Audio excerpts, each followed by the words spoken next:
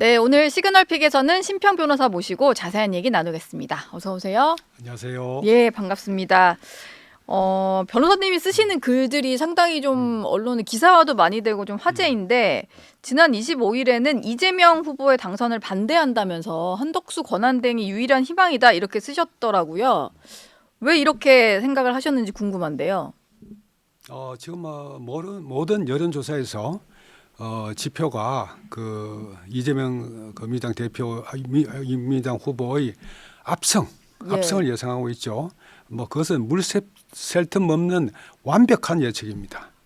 그러면 여기서 그대로 이재명 그 대통령이 당선되면은 어떻게 될 것인가? 저는 여기서 하나의 헌법학자로서 민주주의의 위기를 봅니다. 그래서 그 이재명 당대표가 그대로 이 대통령이 당선되면 안 되겠다. 그런 그 절박한 심정을 갖고 있습니다. 예. 근데 사실 국민의힘 후보들도 경선을 하고 있는데 왜 국민의힘 후보 중에 한 명이 아니라 아직 출마 선언도 하지 않은 한덕수 대행이 유일한 희망이라고 보셨을까요? 아니 모든 여론조사에서 국민의힘 후보가 갖는 지지율 그것은 별로 의미가 없죠. 네. 그래서 그 한덕수 권한 대행을 쳐다보지 않을 수가 없는 것이고 또 그런 경우에 약간의 희망은 나타나는 징조가 보이는 거죠. 예. 근데 또 얼마 전까지만 해도 이재명 후보에 대해서 좀 좋게 평가하셨던 글이 기억이 나서 여야 통틀어서 포용력이 가장 독보적이다 이런 평가도 하셨더라고요. 제가 포용력이 독보적이라는 그런 말을 한 적은 없고요. 예. 이 대표가 이 대표가 그 희화에 앉아 그 많은 인재들을 거느리고 지금까지 그 정책 발굴이나 전국 운영에 큰 이 도움을 받아왔죠. 한국 정치인 중에서 이렇게 이 대표처럼 이 후보처럼 이렇게 이 사람들을 키우면서 또 이 활용을 해온 정치인은 아무도 없습니다. 예. 그런 면에서 이재명 대표의 뛰어난 점이 보이는 거죠. 그런 점에서 제가 객관적으로 평가를 했지 포용력이 독보적이다 그런 말을 한 적은 없습니다. 그러니까 어떤 사람들을 자기에게 필요한 사람들을 잘 중용하는 점에서 좀 평가를 하시는 거였군요. 역시 어떤 희화에 많은 인재들이 지금까지 배출되어 온 거죠. 네. 윤석열 전 대통령과 가까운 멘토다 이런 표현까지 받으실 정도여서 그럼에도 불구하고 이재명 후보에 대해서는 그래도 좋은 평가를 내리셨던 적도 있는 것 같아요. 그럼에도 불구하고 이번에 이재명 후보가 대통령이 돼서는 안 된다라고 보시는 가장 큰 이유가 있을까요? 우선 말이죠. 제가 윤 전 대통령의 멘토라는 말은 제가 그 말을 부인하기를 수십 번을 했습니다. 그래도 계속 남아 있는. 왜 그렇게 자꾸 그런 연관을 시키는지 모르겠는데. 그것은 조금 좀 어불성설의 그런 점이 있고요. 제가 이재명 대표를 후보를 어떤 평가하는 데 있어서. 저도 역시 하나의 인간이고 그래서 어떤 과거의 경험이나 그러기에 의존할 수밖에 없는 거죠. 이재명 대표하고 저하고는 또 상당한 인연을 가졌었고 또 제가 그때 본 이재명 대표의 모습 또 그분과 가졌던 추억이 있지 않습니까? 저는 그것을 아름답게 간직하고 있습니다. 그런 면에서 이재명 당대표에 대해서 조금 긍정적으로 평가를 했습니다만은 그것이 또 많은 사람들이 또 분노를 사고 하는데 우리가 어떤 이런 국가적인 일을 바라볼 때는 한 개인의 너무 초점을 맞춰서는 안 됩니다. 그 사람이 아무리 좋은 사람이고 훌륭하고 뛰어난 사람이라 하더라도 그 조직 전체에서 또 하나의 구조적인 어떤 틀 속에서 어떤 작용을 하는가 하는 것을 봐야 되는 거죠. 이재명 당대표가 아주 선명한 반기득권론자입니다. 저 역시 평생을 이 기득권에 저항하면서 살아온 사람이고 그러면서 이재명 당대표가 갖는 그 점이 저로서는 어떤 정치인으로서 상당히 기대를 많이 했죠. 그러나 이번에 말이죠. 만약 이재명 당대표가 되면 조금 전에 신지호 전 의원이 말씀했다시피 이것은 뭐 우리가 일찍이 볼 수 없었던 뭐 엄청난 그 권력의 융합, 권력의 집중이 일어납니다. 네. 지금 그 의회 독재를 하고 있지 않습니까? 예. 거기에다가 집행권까지 대통령이 돼서 다 가져가 버린다. 그럼 어떻게 됩니까? 거기에다가 사법권 한 3분의 2는 저쪽으로 가버립니다.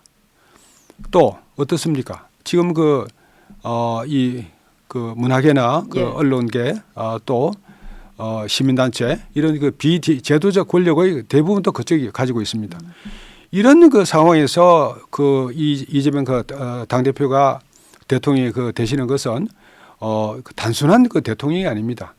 아주 그 권력이 집중된 그 대통령. 네. 그래서 우리가 한 발자국만 잘못 디디면은 바로 파시스트 체제로 떨어지는 그런 위험한 그 국면에 있습니다. 예. 우리는 이것을 네. 막아야 됩니다. 예. 그래서 저는 헌법학자로서 이것은 도저히 우리 헌법이 용인할 수 있는 민주주의의 한계를 일탈하는 것이다. 뭐 그렇게 생각해가지고 네. 그에 반대하는 것이죠. 뭔가 그 의회 독재를 이미 하고 있는데 그렇죠. 다른 권한까지 갖게 됐을 때 어떤 우려가 좀 크신 그런 상황인 것 같습니다. 지금 우리 헌정사에서 예. 이렇게 그 강력한 권력의 통합이 이루어진 예가 아직 없었죠. 네. 이것은 뭐 그렇게 뭐 해서라도 이재명 대통령이 당선돼 가지고 대통령이 이 기득권을 구조를 청산하고 또 우리 국가의 장래를 바람직한 방향으로 이끌어갈 수 있지 않느냐. 예. 그렇게 생각하는 견해를 가진 분도 상당히 많습니다. 네. 그러나 말이죠.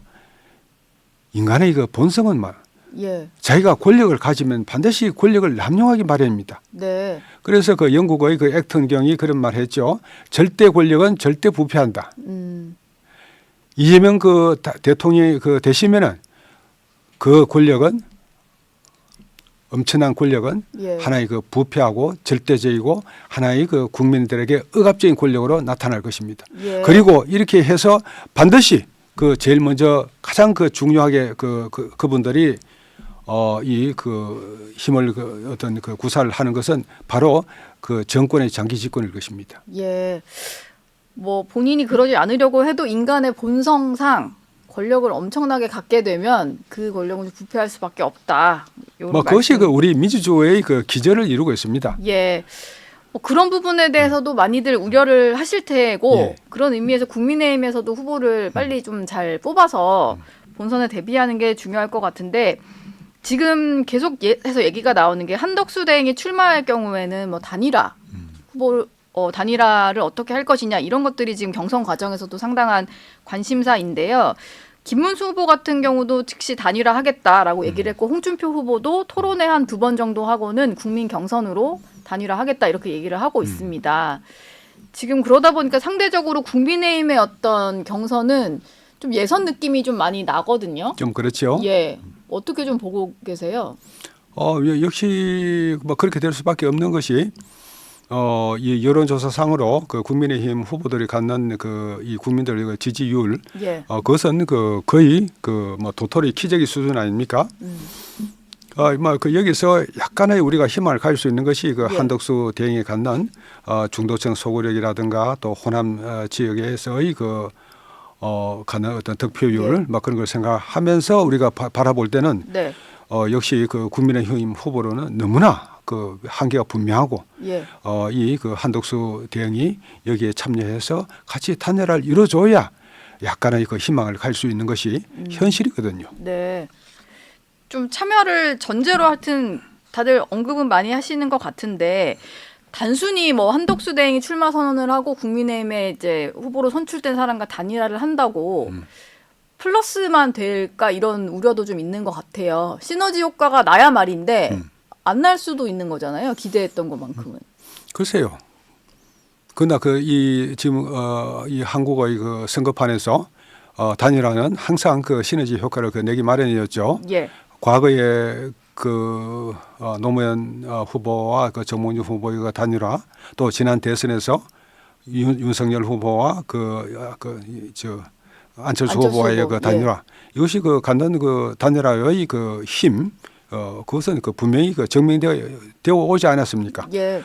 그런 식으로 그 이 단일화의 회의적인 그 반응을 보이는 것은 이 뭐 정권을 그 저쪽에 주고 우리가 민주주의의 그 위기를 스스로 그 자초하는 그런 발상이죠. 예. 지금은 그런 거 따질 때가 아닙니다. 예. 단일화에 회의적인 반응을 보이는 사람들이 오히려 민주당의 정권 넘겨주자는 그런 마음을 가지고 결론은 그것밖에 더 되겠습니까? 예.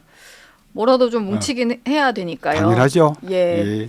민주당에서는 한덕수 대행의 출마를 좀 뭐 민주당도 대응을 하는 것 같아요. 그러다 보니까 한대행을 향한 좀 공세를 퍼붓고 있는데 한덕수 대행의 출마는 꼭 윤석열 전 대통령의 재출마다 뭐 이런 얘기도 하고요. 윤석열 시즌2가 될 거다라고 얘기를 합니다. 이게 중도층 공략이 힘들 것이다라는 전제를 깔고 하는 비판인데 이 지적은 좀 어떻게 들으셨나요? 우리가 그 탄핵 그 전국을 한번 그 복기를 해보면 말이죠. 예. 그때 당시에 그 거의 그 반반으로 나누어졌습니다. 윤 대통령의 그 지지율, 막 그것이 거의 막 어떤 40% 선으로 그 올라가고 하고 했죠. 네, 뭐 일부 조사에서는요. 그때 예. 그 일부 뭐 조사 뭐 대충 막 그렇게 나오고 그것이 그 항상 그 이재명 그 당 대표의 그 지지율을 상회했습니다. 예. 막 그런 거의 양분되어 있었습니다. 선거를 대선을 막바지에 그 한국의 그 정치 지형은 보수 3, 진보 3, 그 중도층 4입니다. 예. 3, 3, 4가 되는데 네. 그 4의 그 중도층이 선거 때가 임박하면은 보수 진보로 그 나눠지거든요. 그렇게 그 거의 그 나누어지는 막 그런 상황까지 그 갔죠. 네.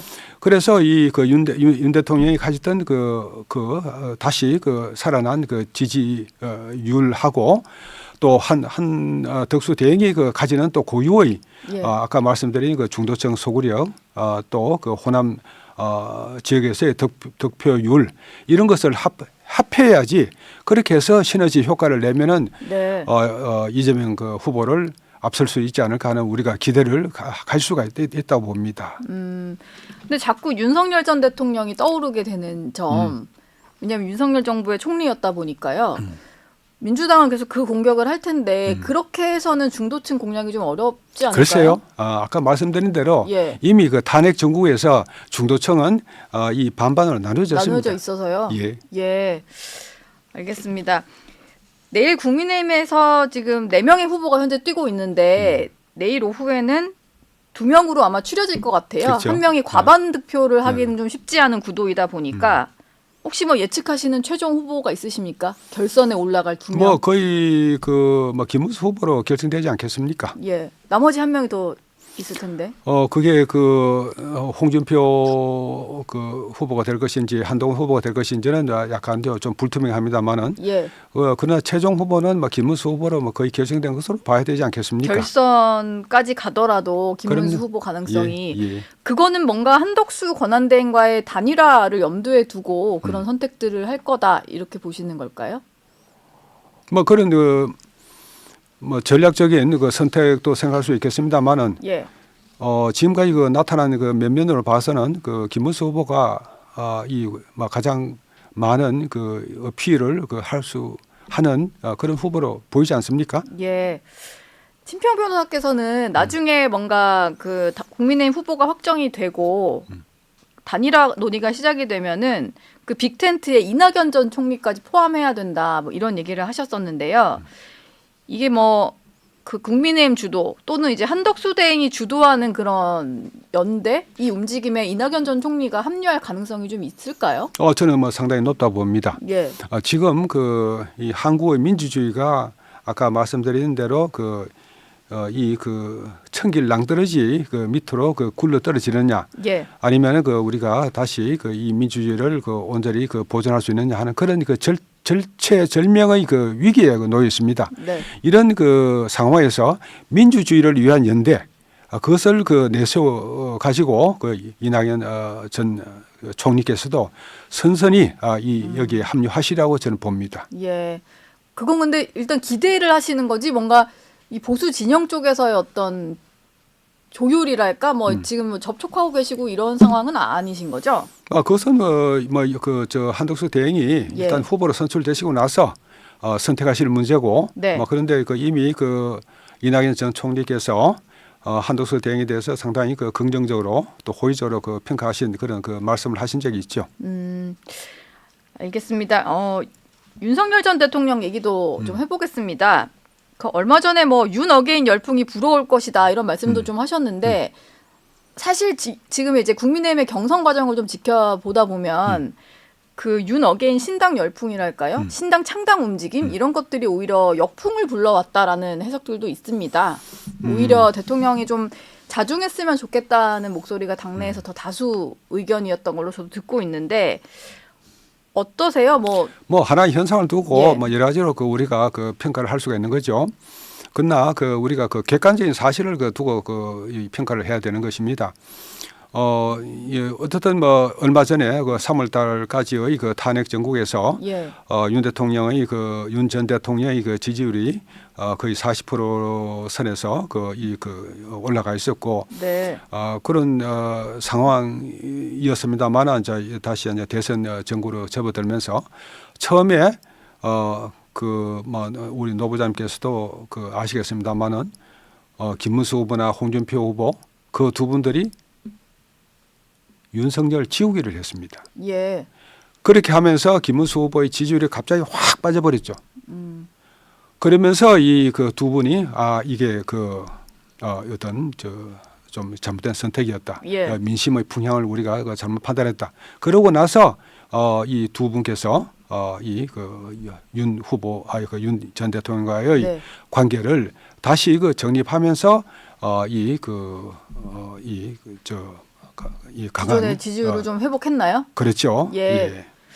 조금 다르게 평가를 하시는 것 같아요. 오히려 이제 윤 전 대통령과 선을 그으려고 했다가 그게 조금 여론이 안 좋게 반응을 하니까 다시 좀 돌아갔다 뭐 이렇게 말씀을 하셨는데 어떻든 간에 예. 하나의 그 현상을 두고 너무 자기 주관에 어떤 섞여 있는 그런 또 희망을 섞어 가지고 그렇게 바라보면 항상 결과가 틀릴 수가 있죠. 예. 하나의 객관적 사실을 두고 우리가 평가하자는 것입니다. 네. 얼마 전에 그 탄핵 선고 있기 전에 책을 발간을 하셨는데 관련해서 뭐 행사도 하셨던 것 같고요. 그 제목이 새로운 대한민국이라는 책이죠. 예. 근데 이게 탄핵에 반대했던 분들이 힘을 합쳐서 만든 책이다라고 알려졌었는데 뭐 공동 저자까지는 아니셨던 것 같고 이게 좀 어떤 의미에서 만드신 책일까요? 공동 저자죠. 공동 저자로 참여하신 건가요? 예. 그 12분이 참여해서 예. 이 책을 만들어냈는데 네. 이 책을 만들게 된 어떤 주된 동기는 이 탄핵 정국 다시 한번 보수가 괴멸의 위기에 처하게 된 예. 이 탄핵 정국에서 우리가 어떤 면에서는 좀 어처구니가 없고 또 저런 그렇습니다만은 대단히 어둡고 슬픈 역사였습니다. 역사의 한 페이지였습니다. 네. 이것을 우리가 반드시 기록을 해야 되겠다. 그런 동기로 이거 시작을 해서 예. 또 우리가 87 체제가 가지고 온 여러 가지 어떤 부정적인 현상 이런 것을 우리가 어떻게 극복을 해가지고 새로운 대한민국을 만들어갈 수 있을 것인가. 예. 그런 점에 관해서 초점을 맞춰가지고 이 책을 내게 된 것이죠. 그럼 약간 개헌에 대한 얘기도 당연히 담으신, 들어갑니다. 예. 네, 그런 거군요. 혹시 저 책과 관련해서 윤 전 대통령과도 좀 소통을 하셨을까요? 책의 내용이랄까 아니면 이런 기록하는 작업에 대해서랄까? 예, 윤 전 대통령의 원고를 제가 받아 가지고 예. 그분이 이렇게 보내주셔 가지고 이 책에 수록을 했고 또 이 공동 저자가 12분입니다만 12 공동 저자한테는 이 10권씩 출판사에서 다 배송을 해드렸습니다. 예, 알겠습니다. 저희가 국민의힘과 윤 전 대통령 얘기를 했는데 어제 후보로 확정된 이재명 후보 얘기로도 좀 넘어가 보겠습니다. 총 득표율이 89.77%였는데요. 이게 김대중 전 대통령도 달성하지 못했던 득표율이라고 하는데 이건 좀 어떻게 보셨습니까? 그만큼 압도적으로 지지를 받았다는 얘기긴 한데요. 지금까지 이재명 당대표가 민주당 내에서 또 뒤에 또 한 분이 계시죠. 예. 이 민주당의 과점 주주라고 해서 이해찬 전 당대표. 예. 이런 그 압도적인 그 지배 체제를 그 형성해 왔고 그것이 결과로 나타난 것이죠. 예. 이게 뭐 근데 우려하는 분들도 있더라고요. 독재 국가의 득표율이다 그렇죠. 뭐 이런 얘기 하시는데. 그렇지만은 예. 하나의 그 현실로서 우리가 받아들일 수밖에 없는 거 아닙니까?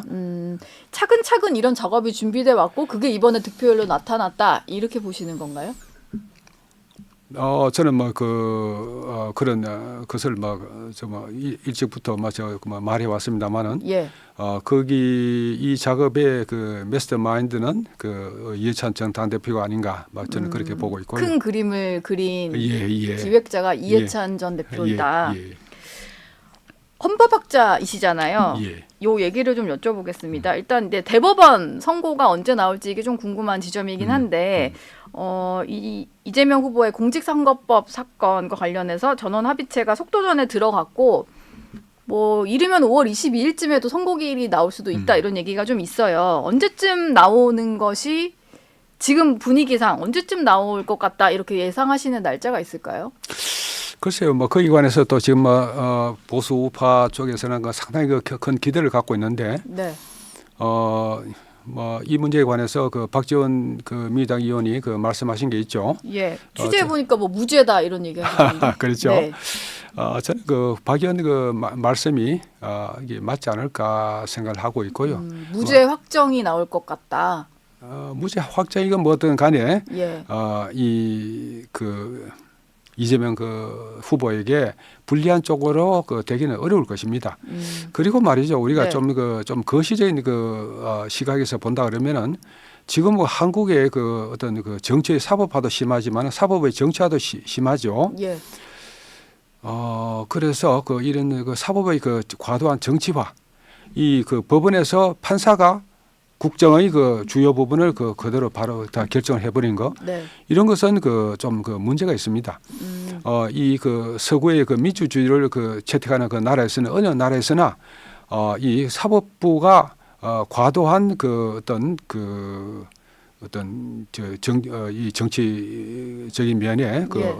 들어가서는 안 된다. 네. 그래서 사법 자제론 그것이 하나의 대세를 이룹니다. 예. 지금 우리나라에서는 지난번 서부지방법원의 그런 판사의 일탈된 행위라든가 그런 걸 보면은 이 너무 과도하게 사법의 정치화가 이루어지고 있습니다. 예. 이런 면에서 네. 과연 대법원이 지금 말이죠 가장 국민의 압도적인 지지를 받는 후보를 당장 이렇게 해서 자격을 박탈시킨다. 예. 그 개입이 될 수 있으니까 선거에. 꼭 바람직한 것이겠냐. 예. 그런 면에서 대법관들도 이 생각하지 않을 수가 없는 거고요. 예. 그런 면에서 이 보수 우파 쪽에 조금 실망스러운 결과가 나와도 거기에 관해서 너무 큰 비중을 둘 것은 없다고 봅니다. 예. 더 이상 뭐 이재명 후보의 사법 리스크에 막 일희일비할 필요 없다 뭐 이런 말씀이신 것 같아요. 그거에만 뭐 기대서 정치를 할 거는 아니니까. 그렇죠. 예. 그럼 마지막으로 이 질문을 좀 드려보겠습니다. 대선 일전에 뭐 선고가 나올 수도 있고 아닐 수도 있는데 이재명 후보가 받고 있는 재판이 좀 남은 재판이 많다 보니까 이게 대통령에 당선될 경우에 진행이 될 거냐 말 거냐를 두고 좀 논란이 있을 것 같아요. 근데 이 부분에 대해서는 대통령 선거 있기 전에 대법원 또는 헌법재판소에서 확실하게 좀 해석을 내려주는 게 필요하다라는 의견들이 좀 있더라고요.